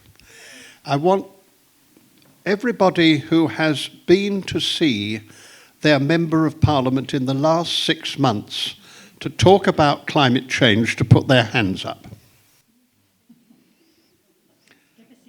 Now, the point I'm trying to make is that if we don't do that, the people, and thank you very much for doing that, if we don't do that, who have bothered to come to a meeting... Well, I know, but I'm sorry. The point is, you make an appointment to see him at his surgery, and well, but it's very simple. when they ask you what it's about, you say it's a personal matter, and that's all you do. You just don't let people away. And we've got to be tougher about it. I mean, I'm not referring to the particular person, but you just be tougher about it. I mean, when I was a Member of Parliament, you didn't have to say that because I had surgery and I didn't mind what you came for, except that I loved it when it was somebody of your age, because it was so rare that you got somebody of your age to come to a surgery. But the truth is, you don't let them get out of this. And I went to the great festival, the Glastonbury Festival. I was a warm-up for Elton John, but and there were all these people, you know, who were, self-confessed extreme Greens. And I had 2 meetings of 300 people each, and they'd chosen to come. And I got 8 in one and 3 in the other who had done it. And I really have to say to you, you all have to do it. You have to say, I'm sorry, you've got to answer me. I'm not having this. I am your constituent. The one person who can make a difference is the voter in the person's constituency. So that's why we all have to do it. That's why I asked this question, because I hope you're all ashamed for not having done it. But there's a lady at the back there. Yes, there. Yes, that's right, with a particularly nice hat on. So you have a question. Do you mind shouting? Sure. Is this okay? Yes, yeah. So I'm only about 6 years out of uni, but I've been working in sort of conservation forestry projects ever since. The last 3 years in particular, the previous 2, we've seen such extreme heat that it was unusual UK-wide for at least 50% of planted trees to die. And this year, it's been so wet that some species just cannot tolerate it. It's failed. So I know the UK has considered reforestation as quite a major carbon capture kind of strategy. I guess the question's twofold. Firstly, would you still consider that viable given the changes we're seeing now and the changes we're projected to see? And if so, what sort of resilience buffer could be provided to help foster these projects? Well, resilience is the crucial thing, and that's a wonderfully good question. The fact is that we've just got to work harder at it. I mean, I've put back all the trees that have been lost in my little farm. And we've put back all the hedges on the first part of it, and then we've got some more land, so we're now doing that there. It's wonderful to see the hedges come up. I tell you, the only thing is it makes the garden terribly noisy. All these birds come back. It's very, very, very concerning. But frankly, you just have to redo it. You just have to go and replant, and we've just got to get on with it and accept that it doesn't happen easily. And the effects of climate change are really very serious. And I'm afraid it means a bit more activity, not by you, because you're obviously doing your best, but by those who are not doing their best. We've all got to try to do more and recognise that the very thing we're trying to avoid is making it more difficult. You just have to accept that. There is no way out of that fact. Now, I want to take that gentleman there. I'm sorry, I can see him well. Yes, hello. Thank you for the talk. You said something earlier, if I heard you right, you said we're not going to get to the net zero target. Did you accept what you said? No, I think we are going to get to the net zero target, yes. So I thought you had said that you weren't going to make it work. What is working and what's not? What can be done better? Well, almost everything can be done better in life, so that is certainly true. But the thing that the gentleman there said was absolutely right. We've got the decarbonisation thing pretty well underway, but there are a series of things that we haven't got underway, and the first thing of that is the thing we've been talking about of helping people to move so that their heating is decarbonised by what they're doing. That's the first thing. The second thing is, what the blazes are we doing allowing new houses to be built which aren't fit for the future? We're building crap houses, and it's an outrage. I mean, absolute outrage. Since 2017, we've built 1.5 million homes which have got to be retrofitted. Now, I'm pretty radical about it, actually. I have a very clear view. I think that my view is very simple, and that is that there should be a levy on all the house builders who have built houses since then, and that levy should provide money for people to be able to retrofit their houses. So Persimmon has sold a house at a price which didn't include what should have been done. And I think the people who bought those houses should have an ability to get the money. Now, I know exactly what everybody will say. They'll say it'll increase the price of houses. The truth is, and again, we come back to the simplicity of it, if you insist that houses are built to good standards, you do not increase the price. You take the price out of the cost of the land. Because the way that people work this out, I know exactly what happens. So Taylor Wimpey or Persimmon, what it does is to say, I can sell a house, 4-bedroomed house, for £550,000 in Framlingham. That's near where I live. That's what I can do. Okay, how much does it cost me to build it? How much does it cost me for the local authority to accept the things? How much do the connections cost it? How much do my Section 106, how much do I have to pay for that? And when I've worked all that out, how much do I want to make as a profit? And then I know how much I can pay for the land. Now, if in fact I have to spend more on the building, then I am going to pay less for the land. But the people who own the land are still going to sell it because the difference between the value of development land and agricultural land is so great. It's a much quicker way than trying to tax it, because we've never got that right. But you do it this way. You simply say you have to build to these standards. And the standard is very simple. You have to build to a British version of the passive house standard. There are problems with the passive house standard which are really about what you use and things, but you can get over that. And that's what we should be doing. The government promised us that we would have by 2025 the future home standard. That hasn't gone into operation. But if I may address you particularly, there is a trick here which you may well need to deal with. It is this. There is a problem because when you change the building regulations, if the house is under construction, you only meet the previous building regulations. And what you need to do is to change the building regulations and say that all houses, even if the ones that are under construction, have got to meet this. And you would then have to have an appeal system because some houses you've got so far you couldn't actually do that. That would be perfectly reasonable. But there would be an appeal system. It would be actually automatic that you had to do that from the time immediately. And that's really going to be a very serious way of moving and moving fast. There's a gentleman there who's been trying very hard. So far, great. Really refreshing to hear. I've got to declare an inside track on this one. I'm a meteorologist, founder of British Weather Services. So I guess I know a lot about what you're talking about, and it is going in the right direction. I will mention one thing. I do go on TV, radio and places, and I do meet these guys called Farage, Tice, Mogg and others who I debate with on TV, etc. And the flack that you actually get, you mentioned the flack, didn't you, is tremendous against you. You know, there was a personal vendetta. It does come out hugely. So, you know, you've got to support each other in this, not just me.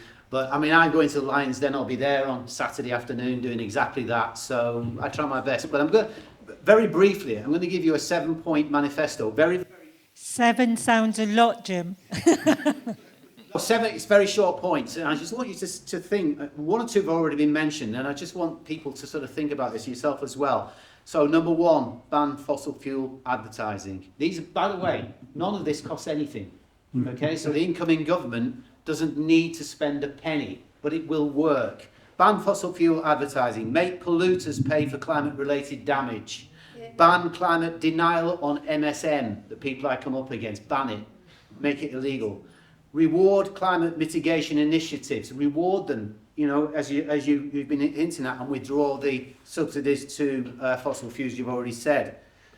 Educate the population. I'm glad you said it. It's the two young people here because it needs doing. And finally, lead as a country rather than follow. Can I just say, I've got two things I disagree with. First of all, don't educate the public, inspire the public.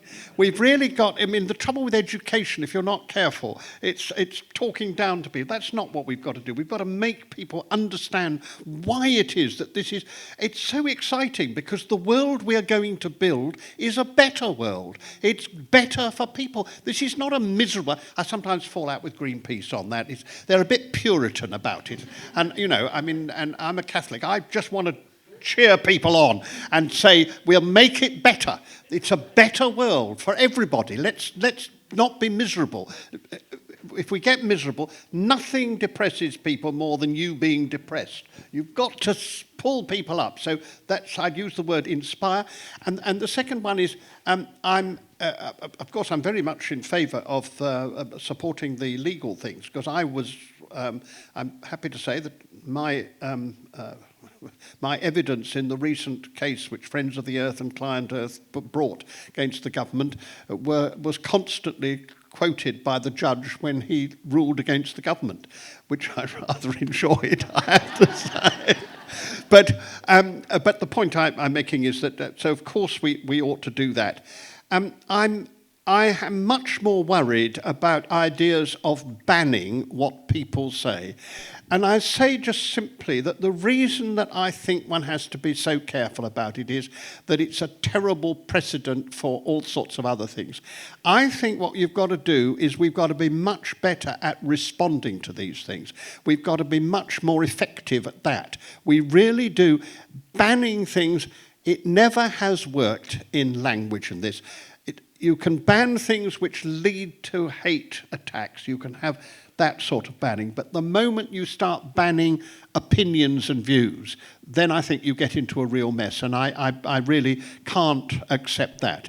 We've just got to be better at putting our cases. We've all got to do that. The moment you ban it, a lot of people outside who weren't interested before will say, it's because you can't argue. It's because you're not secure enough. The moment you do that, I think you do a lot of harm. Now, there's a lady there. She has tried. I'm not going to forget you. I know it's right not to educate people, but the thing is, like when there was HIV, the government made everyone know it and believe it. But we've had, so much difficulty in people, and it's older people as well, actually, that I find just aren't interested. So what would you do about that? Well, you're quite right, of course. When we've really needed to do things, I always think I always use the phrase, we ought to be on a war footing for this, because that's what we ought to be. And that's what I mean about looking at everything through the climate change lens. Everything we do, we should be thinking of in that way. And we should be using that as the way in which we explain it to people. The reason I want to use the word inspire is just simply that there is a moment in which you just feel, oh, not again, if you know what I mean. I much prefer what happens on Country File, for example, where they just point out what's happening, and I think and are inspired by young people very often, or some older people who are actually, because I get a bit cross when they say it's just the young people. Some of us are past the first flush of youth, and we're fighting as hard as we can. So you're quite right. We've just got to think about it, and the HIV one is a good example.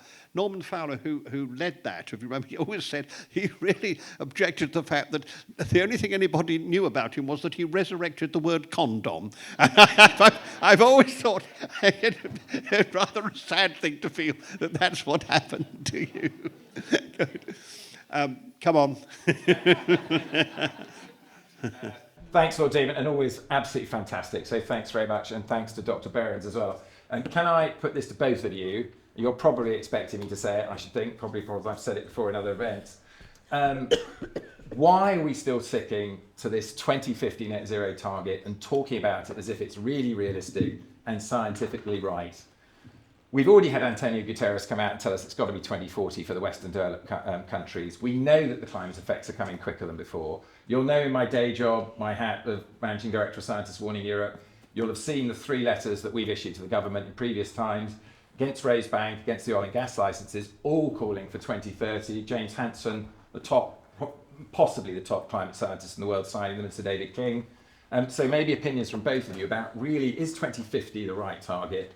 Should we not be setting something, and think of precautionary principle and war footing as things we've talked about? Should we not be going for a proper scientific target of 2030, even if it's unattainable, and then talking about why it's unattainable and what bits we can't do in time, and actually doing the right thing for us and for the planet? Well, my problem with that argument is simply that I want to do it. And I do think, I'm sorry, I really do think that people must be sure that when you say to them that we're doing this, that it can be done. Now, if I thought that it could be done by 2030 or 2040, I would be pressing for it. I just have spent, after all, 11 years looking at it and seeing what can be done. I'd love to do it quicker, and if we get on with it, we may well be able to put it quicker. But there is a really serious problem about changing the target. Because after all, we've got enough people around who want to loosen the target. I mean, there was a terrible statement by a particular politician, who should be nameless, who said, I'm in favour of net zero. But why has it got to be 2050? Why can't it be 2060 or 2070? And then she went on to say, and after all, none of us will be around then. And I thought, you know, this is where you get it. I think you have to stick to your target. You have to fight for that target. You have to insist on that target. You will not get off that target. And then you also say, I want to do it quicker. Of course I want to do it quicker, but at least I can guarantee to each and every one of you that a government and the businesses and individuals can deliver that. I can absolutely guarantee that we can deliver it, that we can afford it, that we can deliver it in a fair and honest and decent way. We can do that. If we can do it better, I'd love it. But let's stick to that and get it done, because frankly, the enemies are at the gates. And there are far too many people. I mean, Reform saying that it's volcanoes that have caused it.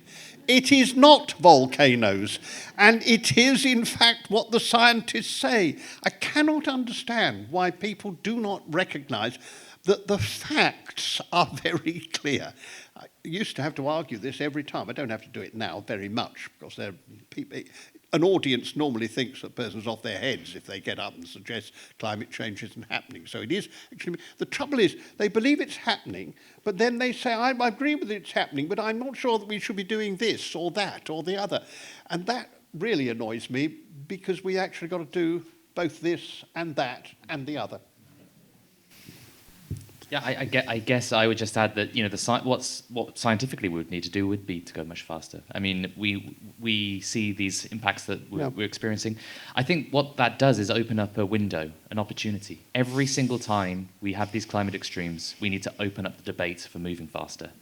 And use that sort of, called punctuate equilibrium, so that we have this equilibrium state, and then suddenly something big happens, and use that as an opportunity to talk about going faster and why it's really important to go faster. And we have a responsibility to meet. I mean, if 68% by 2030 we've got to reduce emissions by, and we don't have the short-term policies in place from the government to do it. And so we need to front end a lot of this deep decline to begin with, so that we can make space for some of the stuff that's going to be harder to do later on. So the earlier that we can do it, the better.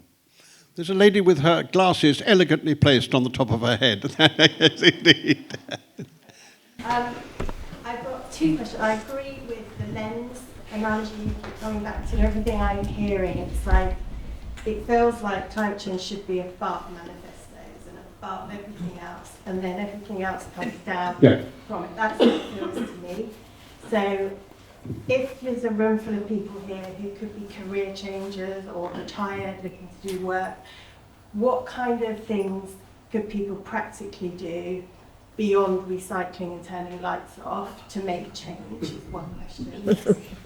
And the second part, and that relates to people of all ages, what do you envisage people could do? And then the second part is, if we're going to get to net zero by 2040, 2050, whatever that figure is, where's that one plan that I could understand, that my mum could understand, that my nieces could understand, that communicates to us how we get there?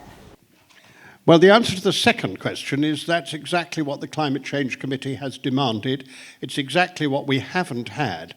And to be perfectly frank, we haven't had that plan from the government or from the opposition. Because, of course, the trouble with such a plan is that you are warning people that certain things are going to have to happen. And in election time, that's quite a difficult thing. So I'm not blaming, I'm just saying nobody has produced that plan. But happily, the courts have now said that they've got to produce that plan because of the statutory requirement to meet net zero by 2050, which is another reason why you have to stick to that, because we can enforce that through the law. Now, what should we be doing? First of all, I don't like it when people ignore the smallest things, like simply not boiling any more water than you need for your cup of coffee. I know it sounds very small, but if everybody did it, we could close 2 power stations. I mean, it really makes a huge difference. So those little things that we do, because again, it's looking at it through the lens. The second thing is, everybody here, it belongs to some organisation or several organisations. And I'm terribly keen on everybody thinking about how can I get this or that, the golf club, the rugby club, the local church. I mean, the Church of England and the Catholic Church are doing more than any other organisation in practical terms. But they need the support of the congregations in every place. And similarly, there are a lot of organisations, the Towns Women's Guild, and particularly the women's organisations have been extremely good, but they need support. They need you to say, if you're a member of them, you know, I'm doing a big one for the Women's Institute of Essex. They're going to be very exciting, but I'm doing the Women's Institute for Essex because they have been the biggest drivers of of dealing with climate change of any organisation in Essex. Essex is not terribly good on climate change generally, so the fact is they have been wonderful. So you, I'm sure, belong to all sorts of things. You must get them to think. So that's the second. Personally, then the organisations that you belong to, then the kind of commitment which I think about what has happened as far as politics are concerned. And then I do think that most of us can be more imaginative. If you've got a little patch of garden, it does matter if you grow your own lettuces. To put it, I mean, I know that doesn't sound very important, but these are the things that I get so depressed in my former constituency, because when council houses were built in the late 30s and the early 40s after the war, they gave to every council house quite a sizable garden because they assumed that people would grow their own things. I'm afraid most of those gardens are more likely to have a motor car on them. Sometimes, I'm afraid, a broken down motor car. The fact is, people don't do this, but we can all do those things. And being imaginative about what we can do really makes a huge difference. And it means that other people follow you. That's what I mean about inspiration. I find that because my lettuces are quite good, when we give them, my neighbours say, oh, and I say, it's not all that difficult. I don't have a greenhouse, but I can, and it's worth buying the little plants because that's worth it to do that. It's not the perfect one, but that's a good beginning. And they will do it if you've done it. If you don't do it, then they don't. If you tell them, wouldn't it be good to grow lettuces? And I use lettuces because that is the best financial investment you can have. Lettuces are very expensive. If you plant lettuces, it's very good for finance, and it's also very good for health, and they're much nicer than the ones you get from Sainsbury's. Can I add one as well? Yes, do. So we talked about electrification, we talked about transportation. The big one in my area of research is food, and that's cutting down animal agriculture. And in our research, it's just better for everything, better for our health. And you know, in our research, we looked at what would happen if people in the UK ate a mainly plant-based diet. So we still got some meat, a beef burger every 2 weeks or so, and still cheese and still milk. And we found that you'd save an area roughly the size of Scotland.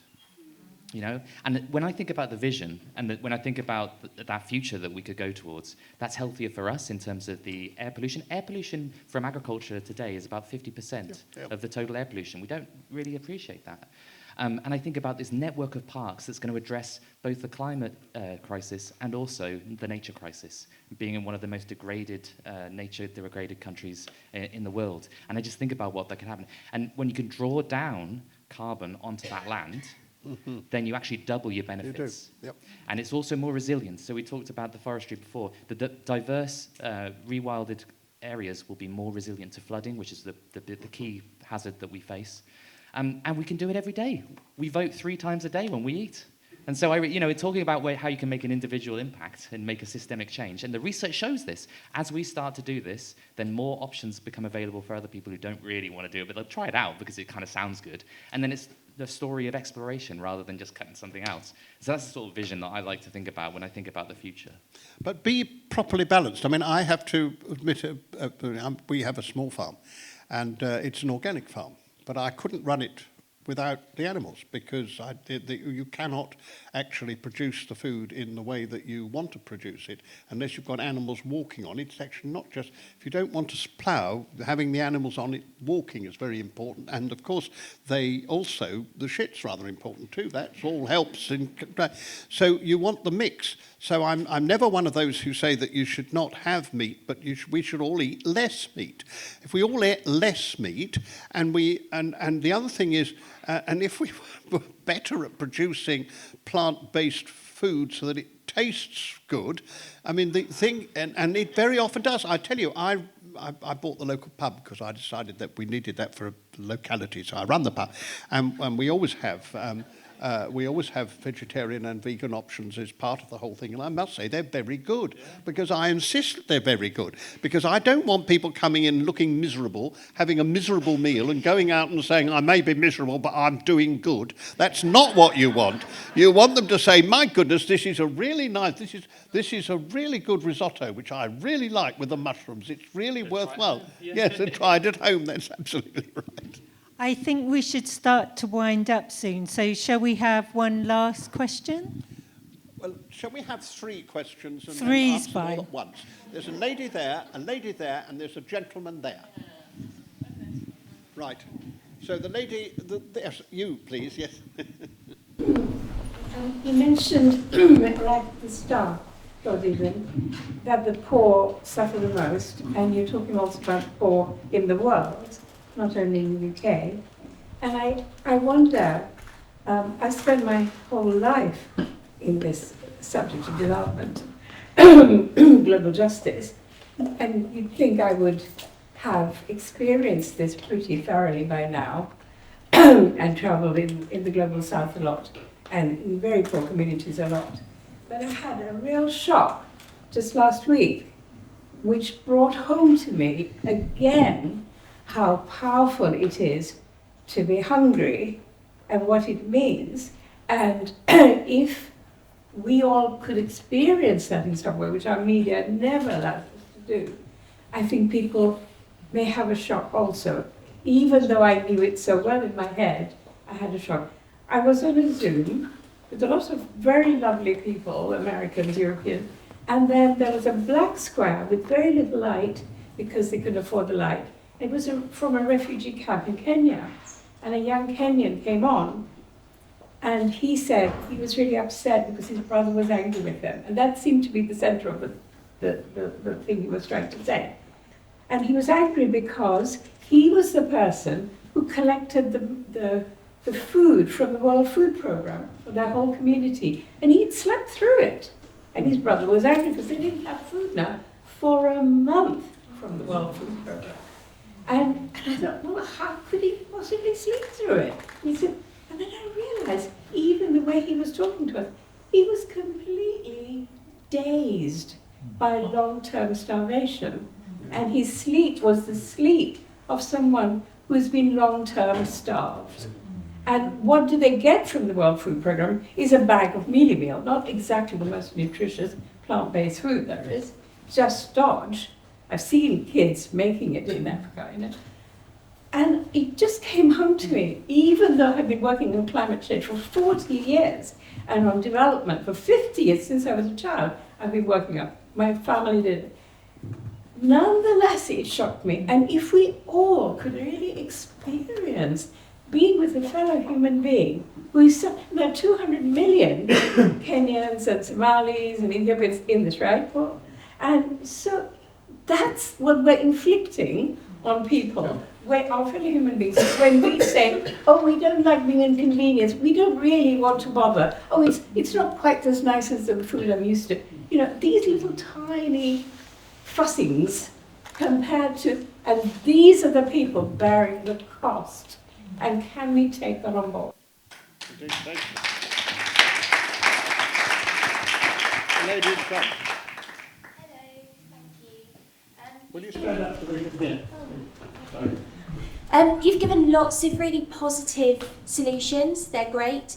My question is basically around greenwash. When we look at things like HS2, we were sold a green solution that was going to be really forward-thinking, do these great things, but the story with that has changed so many times. We've seen that there's so much deceit, so much dishonesty, so much corruption with that project. How do we guard against things like that in the future? Because we just don't have the time or the money, any resource, to mess around at that level again. Gentleman there. Yes, you. Will you stand up so we can hear? My kind of question is less about climate change and more about the change in biodiversity and ecosystems, and it's never something that's talked about nearly as much as climate change, and I'm just wondering how you feel about that and if it's as important or more important than climate change and global warming as a whole. Well, can I do them backwards, and I'll start with yours. The fact of the matter is that fighting climate change means that you have to fight to restore biodiversity. There's no way we can do it unless we restore biodiversity. You can't farm properly unless we restore biodiversity, because many of the things that we have, I mean, what we've done is to use chemicals, and if you stop using chemicals, then you've really got to have the sort of biodiversity which gets the balance back. And then, so I'm absolutely with you in the thing, and very often biodiversity, I hate the phrase, I once tried to give a prize for a person who gave me an alternative when I was a minister, biodiversity, because nobody really knows what it means, except if you're, but I just think nature is the only real way to, what we've got to do is to restore nature in that sense. Now, as far as greenwashing, I think we're getting better at pointing it out, and we have to be a bit careful, because sometimes it's not greenwashing, it just is disagreement about what's the best way to achieve certain ends. And there are many examples like that. You can have perfectly reasonable disagreements about what is the next priority, what should you do, all that. I mean, as far as the railways are concerned, my own particular concern is we could do an awful lot just simply by investing in non-diesel trains and doing the electrification of some of the places. I used to fight for the little bit of the line between Ipswich and Felixstowe, one of our biggest ports, wasn't electrified. So, of course, you had to run these diesel planes, because the electrification of what is actually about 7 miles. I mean, it was an absolutely mad fact that we never got that done. So I'm merely making... Greenwash, we really do have to fight, and we have to be really strong about it, but let's confuse it with some things where there is a real argument as to what we should be doing. Now, I want just to say how much I enjoyed what you said, and to say this, I've found the most impressive document on climate change that I know is the Pope's encyclical Laudato Si, because he understands the fundamental issue, which is that climate change is the symptom of what we've done to the world. And what we've done to the world, and then he opens this up, what we've done to the world is to be greedy and constantly taking from the world rather than giving back to the world. It's because we've been greedy and not helping our neighbours. It's because we have not treated other people. He's brought all those things together. And for me, that's what it's all about. It is that climate change is the symptom. But what we have to do is to live in a different way. And living in a different way involves accepting some very clear ethical necessities. And of course I'm biased, but I do think it's very interesting how what has been taught by the church for all those centuries turns out to be right. We don't get happier because we've got more. Stuff doesn't help us to get a happier life. In the end, the thing that makes us happier is looking after other people. That's what changes us. That's what makes the difference. And we've got to learn that again. And if you haven't read it, I've got a great friend who is an atheist, but a professor of climate. And he said to me, Laudato Si is the very best introduction to climate change that there is, because it doesn't let you get away with bits of the science and bits of the worries and all the rest of it. What it does is to challenge you for how you live and how you think of the rest of the world. And I just find it immensely valuable, and the addition to it, which he produced about 6 months ago, is also worthwhile. And it's so simple. It's written in such a simple way. And I will just tell you a story to finish off, because it's quite a lovely story. I was at a dinner on climate change. It was not a very good dinner. And I was sitting next to a man who was the Monsignor who had actually done the work on the encyclicals for 3 popes. And he said to me, this was entirely different. Laudato Si was entirely different. Normally, a pope writes about 20% and 80% is done by the specialists, the advisors. This was written right the way through. 80% are the words of the Pope. And that's because he came, of course, from the poorest part of South America. And his whole history was being there and living among people who knew what starvation meant. So it is written in that way. And if only we all were able to do it more effectively, then perhaps we would convince other people. And that's why I want the word inspiration all the time. We have to inspire people rather than educate them.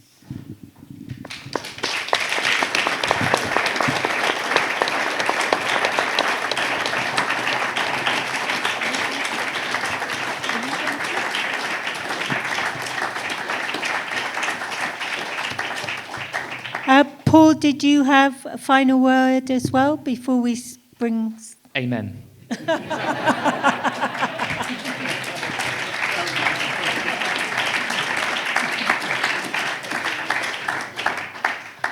So, forgive me, we're going to have a couple of little interludes where the 2 sponsors of this event, who are local groups, are just going to quickly tell the people here what they do, in case you're interested in that. So first of all, I'll invite it's just a couple of minutes, but Toby from the Community and Climate Cafe. Thank you.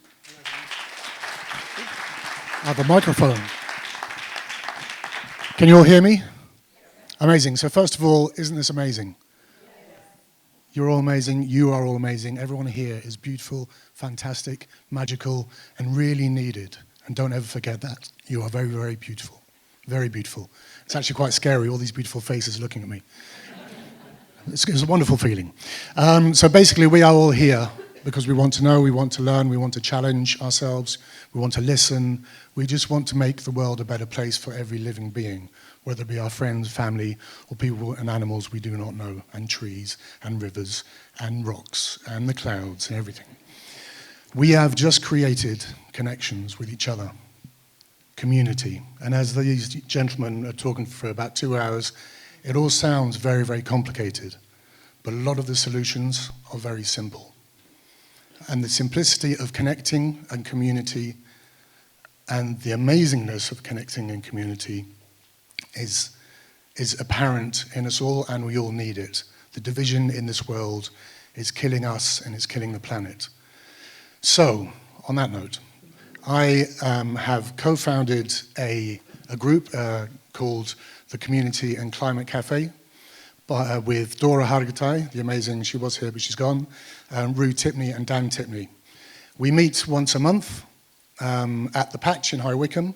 I've got information here, you can always come to me, but there are some posters with QR codes. It'll take you to a WhatsApp group if you want to join.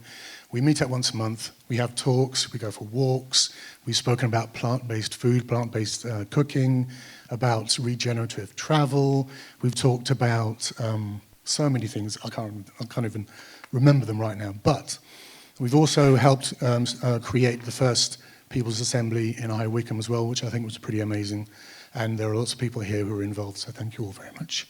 But we don't do that without community. So I think wherever you are, whoever you are, let's just connect, let's speak, let's hug, and let's love. Because this is what we are on this planet for. To love, to share, to be kind, and just to understand how unique every individual, whether you be human, non-human, whether you be plant, mycelium, fungus, whatever, is beautiful, vital, and we need every single being, or we will all perish. Love you all.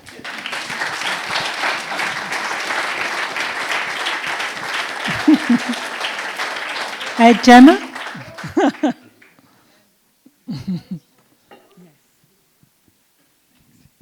Thanks. Okay. Thanks everybody for coming. Thank you, Lord Deben. And just to say that we're part of Steve Baker Watch, so we've been doing what Lord Deben has said, which has been trying to hold our local MP to account. Not brilliant. And we, going forward, hopefully come the election, we'll be taking a less cheeky approach than we were with Steve Baker. So going forward, we will continue to hold whoever the new MP is to account, but in hopefully a maybe slightly more less cheeky, more friendly way. So that'd be really good. So we've got an email there and you can sign up. So if anybody wants to get involved, that would be great. Okay. And thanks again. Thank you again for coming.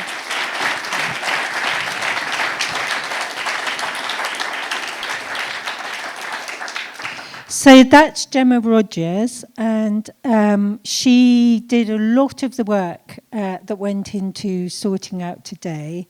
So I will, in a moment, I'll ask you to thank her. Her daughter Dot also made a big contribution, and her partner John. And Kelly and Will were very kind to lend us the sound system and to work it for us. We couldn't have done this without you either. Ellen stood in the rain in the car park and helped people, and Damon's been taking photographs. So thank all of you here for attending. Thank you to those on the team, but particularly thanking Paul Behrens and Lord Deben for their really wonderful contribution and coming to see us this evening. Thank you.